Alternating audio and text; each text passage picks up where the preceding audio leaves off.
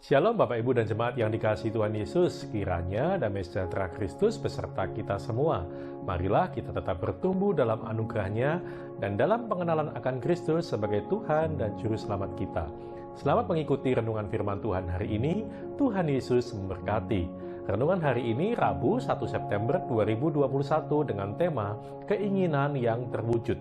Bacaan kita terambil dari 2 Raja-Raja 2 ayat 9 yang berbunyi demikian. Dan sesudah mereka sampai di seberang, berkatalah Elia kepada Elisa, "Mintalah apa yang hendak kulakukan kepadamu sebelum aku terangkat daripadamu." Jawab Elisa, "Biarlah kiranya aku mendapat 2 bagian dari rohmu." Bapak, Ibu, dan saudara sekalian, Nabi Elisa mempunyai keinginan yang besar dalam hidupnya, yaitu mendapatkan 2 bagian dari roh Nabi Elia. Secara manusia, keinginan Elisa itu adalah sesuatu yang sukar dan nyaris tidak mungkin untuk terwujud. Seperti dikatakan Elia kepadanya, "Yang kau minta itu adalah sukar, tetapi jika engkau dapat melihat aku terangkat daripadamu, akan terjadilah kepadamu seperti yang demikian, dan jika tidak, tidak akan terjadi."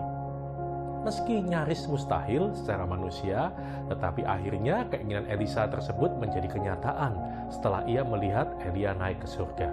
Tiba-tiba datanglah kereta berapi dengan kuda berapi, memisahkan keduanya. Lalu Elia ke surga dalam angin badai.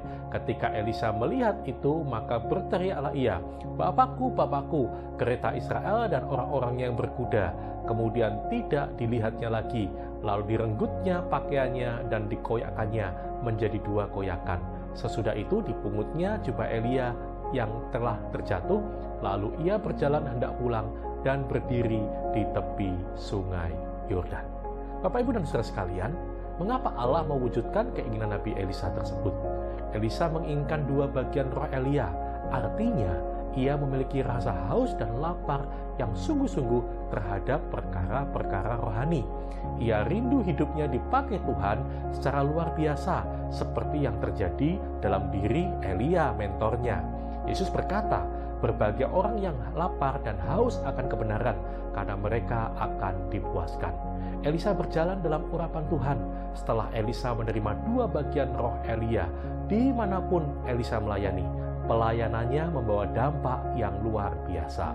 Meskipun tidak persis sama, tetapi orang percaya juga menerima kuasa yang besar dari tempat yang maha tinggi, yaitu ketika Roh Kudus dicurahkan dalam peristiwa Pentakosta.